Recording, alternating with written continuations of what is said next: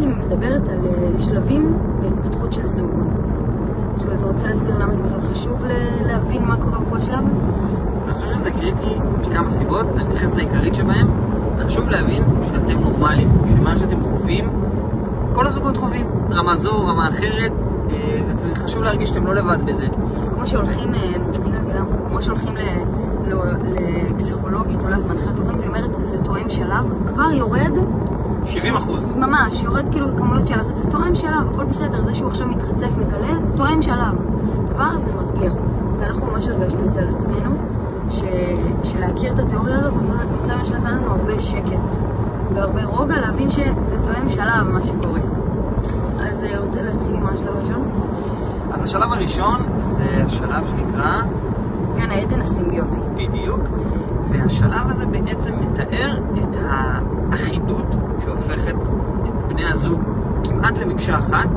הם נוטים להסכים על הכל, הכל טרי, הכל פרפרים בבטן. לעשות הכל ביחד. ממש, ממש, ממש. מה שמאוד מאפיין את השלב הזה זה בעצם התחושה של אנחנו יחידה אחת.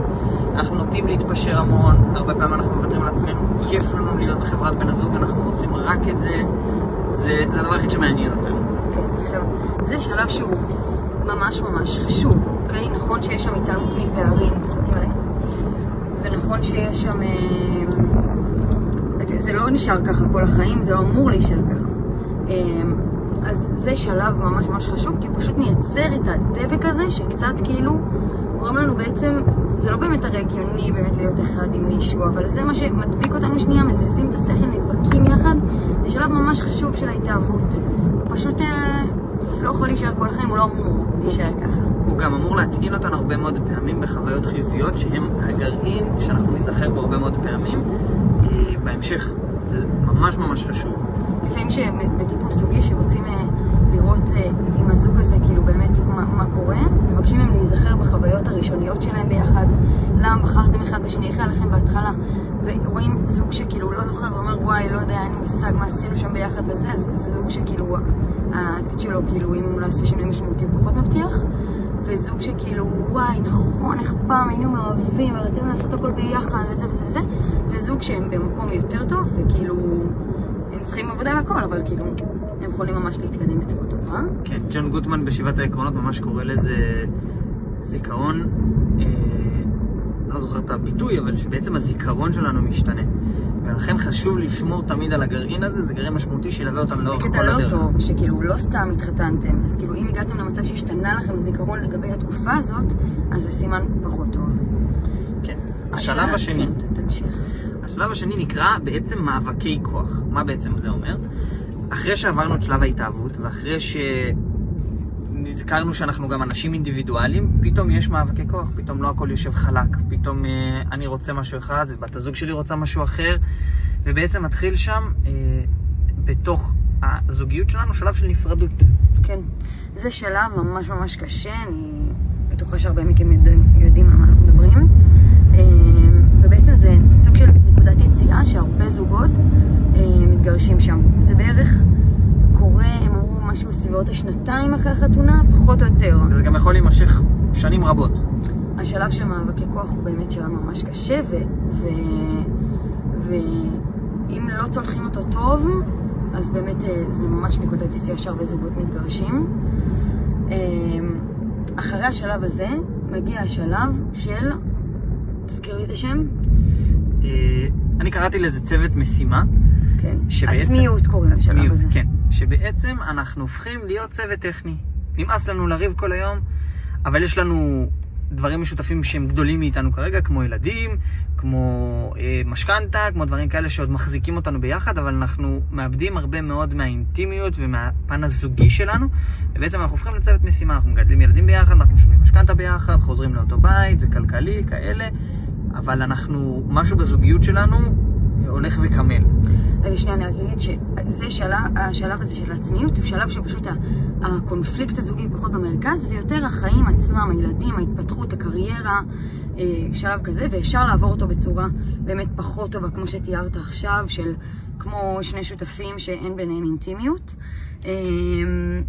כמובן שכשאנחנו אומרים אינטימיות אנחנו לא מתכוונים רק במובן המיני, למרות שזה גם איזשהו פן שיכול לבוא לידי ביטוי, אלא פשוט קרבה, חברים, כיף, זה פחות. והוא יכול לבוא גם בשלב טוב, כאילו שלב שפשוט כל אחד מתפתח, אבל זה פשוט, הרעיון הוא שזה שלב שהזוגיות היא לא עכשיו במרכז כל החיים, אלא יותר התפתחות אישית. הרבה מאוד פעמים אנחנו רואים אנשים בשלב הזה שלוקחים קורסים, שעושים איזשהו טיול, איזשהו מסע עצמי, כל אחד והעניינים שלו, וזה מאוד מאוד מאוד חשוב בפן החיובי, שבעצם הרבה מאוד פעמים השנים האינטנסיביות שדיברנו עליהם בשלב הקודם הופכות לדבר שבא על חשבון האישיות, וזה דבר מאוד משמעותי בעצם. השלב הזה שבן אדם קצת מחזיר לעצמו, קצת חוזר למרכז. זה שלב, בוא נגיד, ממש ארוך, הוא נמשך בעצם עד שילדים יוצאים מהבית, זה בערך, לא יודעת מה, 20 שנה? משהו כזה. כל אחד וענייניו. כן, ממש ממש שלב ארוך. אז אחרי השלב הזה, בא השלב של בעצם בחירה המחודשת. הילדים עוזבים את הבית, סיימתם לשלם משכנתה, כל אחד אולי מטפל בהורים שלו או משהו כזה, זה שלב גם נקודת יציאה שהרבה זוגות מתגרשים בה, בעצם שמתפורר איזה משהו בקשר שהשאיר אותנו, אם לא מצאנו את זה אחד בשני, אבל דברים הטכניים שהשאיר אותנו ביחד הם כבר זזים הצידה, ועכשיו אנחנו בודקים האם אנחנו רוצים להישאר ביחד או שלא. באמת אתם תראו הרבה אנשים שילדים עוזבים את הבית והם פשוט נפרדים, או זוגות שהם פשוט צריכים למצוא לעצמם משמעות מחודשת ושינוי של החוזה הזוגי שלהם. רגע. השלב האחרון נקרא אינטגרציה מחודשת, שזה בעצם סוג של לחזור לשלב הראשון של הסימביוזה, אבל ממקום ממש ממש הרבה יותר בוגר ועמוק. זה זוג שצלח את כל השלבים האחרים והגיע לשלב הזה, הוא בעצם חווה כפרס ירח דבש מחודש, אבל ממקום מאוד מאוד מאוד בריא. גם התלות הפיזית שהרבה פעמים יש בזקנה היא גם עושה את הדבר הזה של להיות אחד, שאנחנו תלויים אחד בשני. ומה עוד שנזכה? כן, שנזכה לצפות לזקנה ולא לפחד ממנה. זה נראה לי חלק מאוד משמעותי בהבנה הזו. Thank you שהייתם איתנו.